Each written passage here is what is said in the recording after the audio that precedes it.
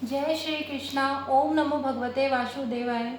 भगवान को प्रसन्न करने का सबसे सरल मार्ग है एकादशी व्रत का पालन करना।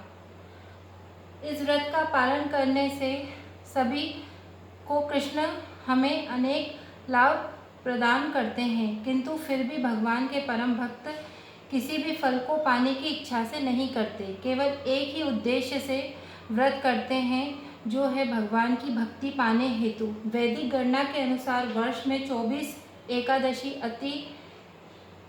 आती है, परंतु 32 महीने बाद जब अधिक मास आता है, जिसमें कृष्ण पक्ष की एकादशी का नाम है परम एकादशी। एक बार युधिष्ठिर महाराज ने भगवान श्री कृष्ण से पूछा, हे भगवान, कृपया करके बताइए, अधिक मास के कृष्ण पक्ष की एकादशी का नाम क्या है? इस एकादशी व्रत को कैसे करना चाहिए? ये सुनकर भगवान श्री कृष्ण ने कहा, राजन, अधिक मास के कृष्ण पक्ष की एकादशी आती है, उसे परम पुरुषोत्तमी या कमला भी कहा जाता है। यह एकादशी बुद्धि और मुक्ति देने वाली है। इस दिन व्रतधारी व्यक्ति को भगवान विष्णु की पूजा करनी चाहिए। अब इस एकादशी के पावन कथा में आपको कहता हूँ। सुमेध नामक एक पवित्र ब्राह्मण अपनी पत्नी पवित्रा के साथ पेली नगर में रहता था।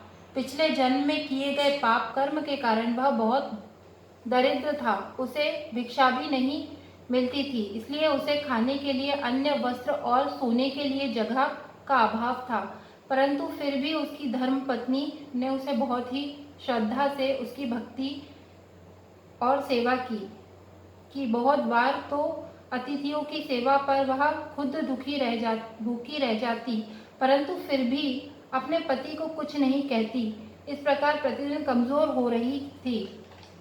अपनी पत्नी को देखकर सुमेध स्वयं को देखकर धिक्कारने लगा और अपनी पत्नी से कहने लगा, प्रिय, बड़े बड़े धनवान लोग को भिक्षा मांगकर भी मुझे कुछ प्राप्त नहीं होता। क्या मुझे परदेश जाकर धन प्राप्त करना चाहिए? शायद जो मेरे नसीब में होगा भगवान वही मुझे प्राप्त हो जाएगा। उसकी पत्नी पवित्रा ने कहा, आप जैसा बुद्धिमान यहाँ पर कोई नहीं है। दरअसल जो भी प्राप्त होता है वह पूर्व जन्म के कर्म के अनुसार प्राप्त होता है। लगता है पूर्व जन्म में मैंने और आपने कोई पुण्य किया ही नहीं, जिससे इस जन्म में हमारी यह स्थिति है।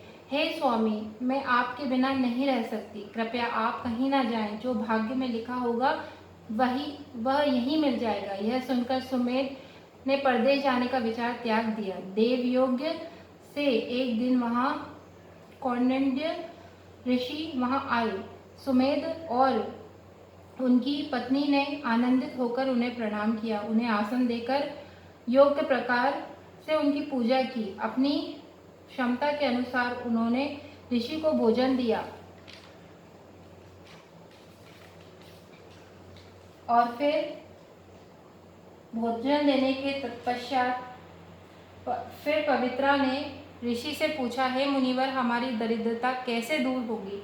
धन प्राप्ति के लिए मेरे पति परदेश जा रहे थे, परंतु मैंने उन्हें आज जाने नहीं दिया। निश्चित यह हमारा सौभाग्य है कि जो आप हमारे यहाँ आए हैं। कृपया ऐसा कोई उपाय बताएं जिससे दरिद्रता दूर हो जाए। पवित्रा की बातें सुनकर कौंडिन्य ऋषि ने कहा, अधिक मास के कृष्ण पक्ष में आने वाली परम मंगल एकादशी का पालन सबसे पहले कुबेर ने किया था, जिससे भगवान शिव उन पर प्रसन्न हुए और उन्हें ऐश्वर्य का वरदान प्रदान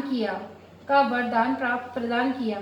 राजा हरिश्चंद्र ने भी इसी व्रत का पालन करके अपनी पत्नी, संतान और राज्य को पुनः प्राप्त किया। इसलिए तुम भी इस व्रत का पालन करो। तब भगवान श्री कृष्ण ने कहा, पांडु पुत्र।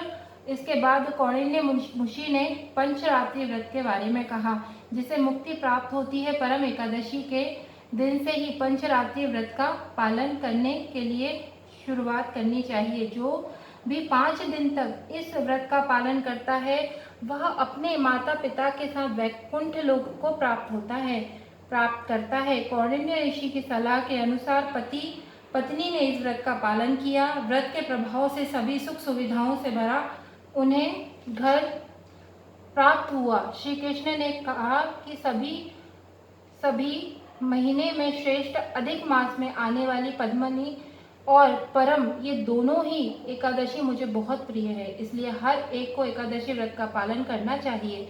ये सुनकर सभी पांडु पुत्रों ने सभी ने व्रत का पालन किया। तो आइए हम सब भी इसी व्रत का पालन करके भगवान विष्णु की कृपा प्राप्त करें, प्राप्त करने का प्रयास भी करें। परम एकादशी की आप सभी को बहुत बहुत शुभकामनाएं। आपका दिन मंगलमय हो। भगवान आपकी सभी मनोकामनाएं, इच्छाएं पूर्ण करें। ओम नमो भगवते वासुदेवाय।